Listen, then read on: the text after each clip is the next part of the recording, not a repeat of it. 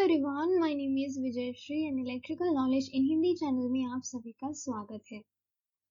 तो आज के ट्यूटोरियल में हम पढ़ने वाले हैं इलेक्ट्रिकल डायग्राम्स को कैसे रीड करना है। हम क्या देखेंगे, इलेक्ट्रिकल डायग्राम्स को किस तरीके से रीड करते हैं वो हमें पढ़ना है।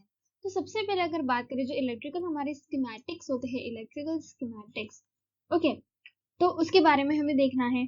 So the electrical schematics are read from left to right और फ्रॉम टॉप टू बॉटम। तो इसको किस तरीके से लेफ्ट से राइट की तरफ पढ़ते हैं या फिर टॉप से बॉटम की तरफ पढ़ते हैं।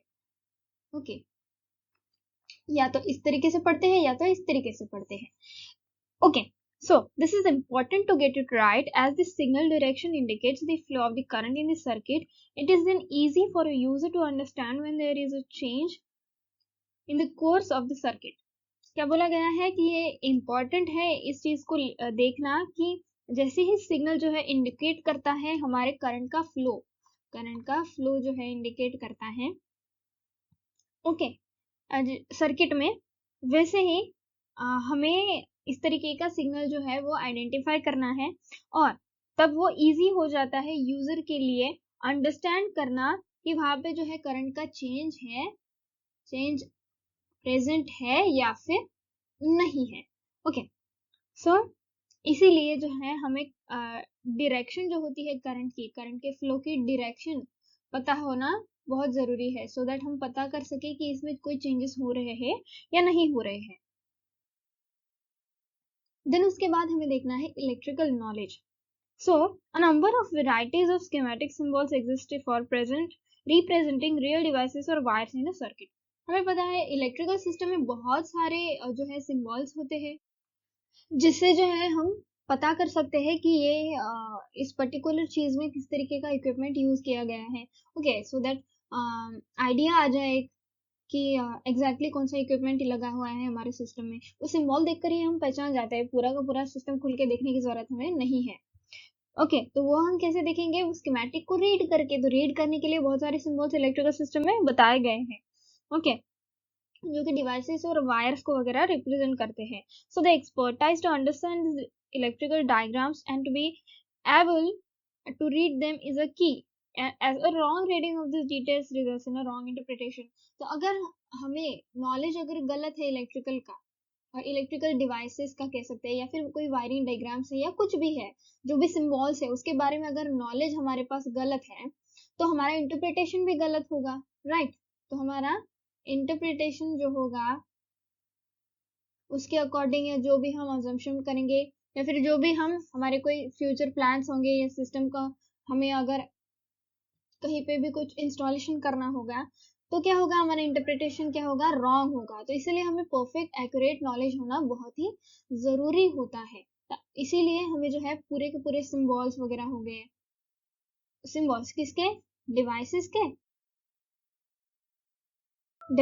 के और साथ ही साथ वायर्स के। तो इन सारे इक्विपमेंट्स, जो भी डिवाइसेस है, जो भी वायर्स वगैरह है सिस्टम में लगे हुए हैं, उनके सिंबल्स हमें अच्छी तरीके से पता होना चाहिए और उसके लिए उसका नॉलेज भी होना बहुत ही जरूरी है।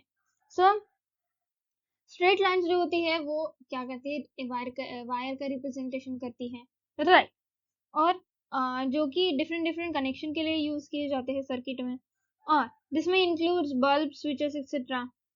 ओके, तो इसमें बल्ब, स्विचेस वगैरह लगाए हुए बताए जाते हैं। और ट्रायंगल रिप्रेजेंट क्या करता है, ग्राउंड या फिर कोई सर्विस, इस तरीके से। ये हो गए हमारे ग्राउंड का symbol. Then there is a area of operation for a circuit where we represent triangle. Okay, so a zigzag diagram represent resistors. ये इस तरीके से, ये कुछ zigzag लाइन है, ये पूरा का पूरा zigzag है। तो इससे क्या डिनोट करते हैं, हम रजिस्टर डिनोट करते हैं। तो इस तरीके से जो सिंबल्स वगैरह बताए जाते हैं वो हमें एक्यूरेटली पता होना चाहिए। Then the next one is correlation to the real circuit parts. तो इसका जो है रियल सर्किट पार्ट्स का कोरिलेशन क्या है अपने आप में वो हमें जानना जरूरी है। तो अगर रिफर करें मटेरियल को, ओके, अंडरस्टैंड करने के लिए, to understand the actual values of the capacitor as well as the resistor. तो कैपेसिटर में लगा हुआ मटेरियल या फिर जो भी मटेरियल से वो चीजें बनी हुई है, वो डिवाइसेस बने हुए हैं, उस मटेरियल को जो है अंडरस्टैंड करने के लिए उस मटेरियल को जो है हम रेफर करते हैं to understand the actual values of capacitors या फिर रेजिस्टर। तो इन दोनों की जो है एक्चुअल वैल्यूज जो है पता करने के लिए उसके मटेरियल को जो है हम रेफर करते हैं या फिर एनालाइज करते हैं। It is also recommended to consult the manufacturer को भी कंसल्ट कर सकते हैं फॉर मैनुअल। ओके, मैन्युफैक्चरर की जो मैनुअल होती है, वहाँ पे मैनुअल जो भी कोई डिवाइस खरीदते हैं तो उसमें एक मैनुअल दी जाती है छोटी सी, तो उसमें कुछ स्पेसिफिकेशंस बताए जाते हैं, रेटिंग वगैरह होती है सारे इक्विपमेंट्स की, तो उसको पढ़ के भी हम उसका अंदाजा लगा सकते हैं। ओके, सो किसी भी इलेक्ट्रिकल डिवाइस के मैनुअल को जो है पढ़ के उस डिवाइस के बारे में इंफॉर्मेशन ले सकते हैं। So it will help you to know the actual value of any active device. किसी भी एक्टिव डिवाइस के बारे में कुछ भी क्या कह सकते हैं, एक्चुअल वैल्यूज की लेने के लिए हम मैन्युफैक्चर के मैनुअल को जो है रेफर कर सकते हैं। तो उसके बाद है सर्किट फंक्शन। सो जो हर एक डिवाइस जो होता है उसका एक पर्टिकुलर जो है मैन्युफैक्चरर्स डेटा मैनुअल होता है हर एक डिवाइस का, ठीक है, पर्टिकुलर मैन्युफैक्चरर्स डेटा मैनुअल जो है उसका बताया जाता है, प्रेजेंट होता है, कह सकते हैं। सो जो इलेक्ट्रिकल एंड इलेक्ट्रॉनिक्स अप्लाई करता है क्या, ओहम्स लॉ को अप्लाई करता है इलेक्ट्रिकल एंड इलेक्ट्रॉनिक्स हमारा सिस्टम। ओके, किसके लिए, टू कैलकुलेट रेजिस्टेंस और करंट एंड वोल्टेज। तो करंट जो होता है वो एक इलेक्ट्रोमोटिव फोर्स की तरह यहाँ पे डिफाइंड बताया गया है। ओके, करंट जो है वो इलेक्ट्रॉन्स का फ्लो है बेसिकली, और उसका और जो वोल्टेज है हमारा, वोल्टेज क्या है, पोटेंशियल का डिफरेंस है या फिर कह सकते हैं ईएमएफ, उसको ये जो है पोटेंशियल का फोर्स है। So V is equals to I into R. ये हो गया वोल्टेज, ये हो गया करंट, ये हो गया रेजिस्टेंस। तो ये इसका फॉर्मूला। तो ये जो सर्किट का फंक्शनिंग है ये ओहम्स लॉ पे डिपेंड करता है, किसका, इलेक्ट्रिकल एंड इलेक्ट्रॉनिक्स, ये दोनों का, राइट।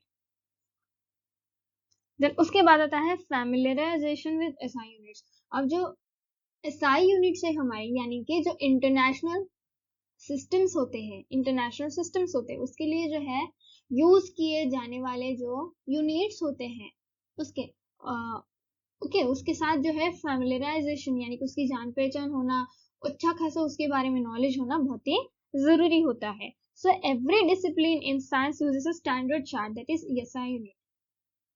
तो साइंस में क्या होता है, साइंस क्या यूज करता है, हर चीज का जो है उसको एसआई यूनिट को जो है प्रेफर करता है।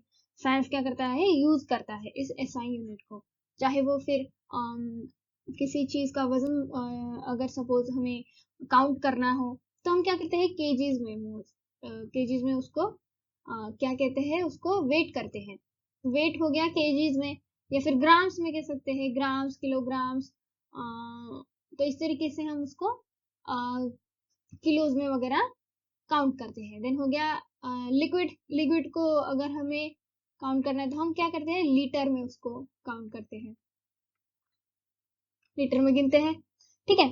तो इस तरीके से ये जो चीजें जो है रेफर करते हैं, okay, to count the actual value, okay, we refers in the SI unit. ये क्या हो गया, ग्राम या फिर किलोग्राम या फिर किलो, या फिर लीटर जो हो गया, ये क्या हो गया, ये हो गया हमारा एसआई यूनिट।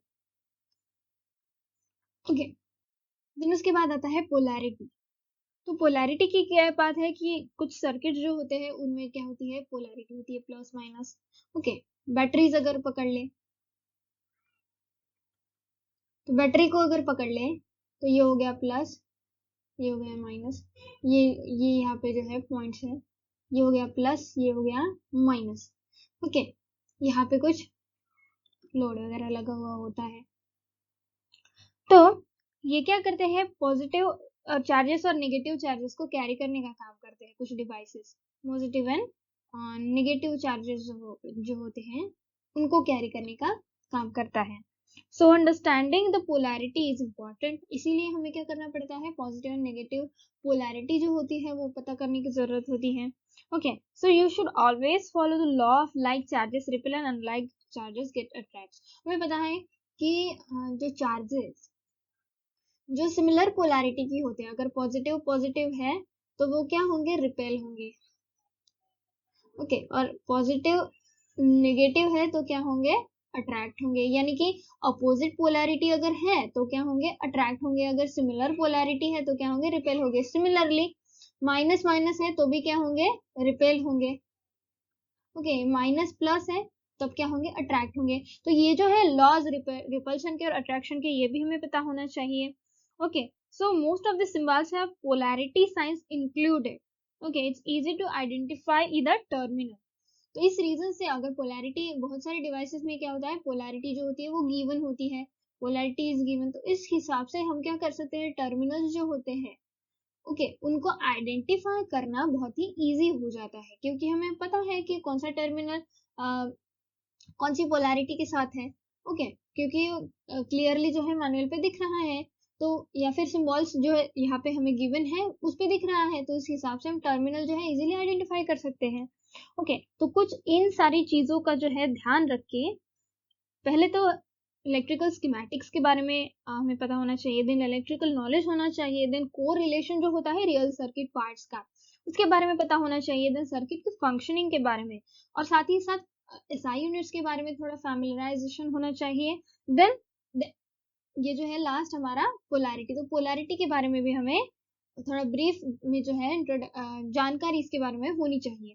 ओके, तो इस तरीके से अगर ये सारी चीजें हमें पता है और इन चीजों का जो है हम यूज करते हैं हमारे एनालाइजेशन के लिए, ओके, तो फिर कोई डिफिकल्टी नहीं है हमारे डायग्राम को हमें रीड करने में। ओके, तो इसके साथ यहाँ पे ये जो ट्यूटोरियल है वो खत्म होता है। मैं आशा करती हूँ कि ये वीडियो आपको पसंद आया होगा, और अगर वीडियो पसंद आया तो प्लीज़ वीडियो को लाइक कर दीजिए, चैनल को सब्सक्राइब कर दीजिए और बेल नोटिफिकेशन को प्रेस करना ना भूलें, ताकि इस तरीके के वीडियोस के रेगुलर नोटिफिकेशन आपको मिलती रहे। तो मिलते हैं हम नेक्स्ट ट्यूटोरियल में।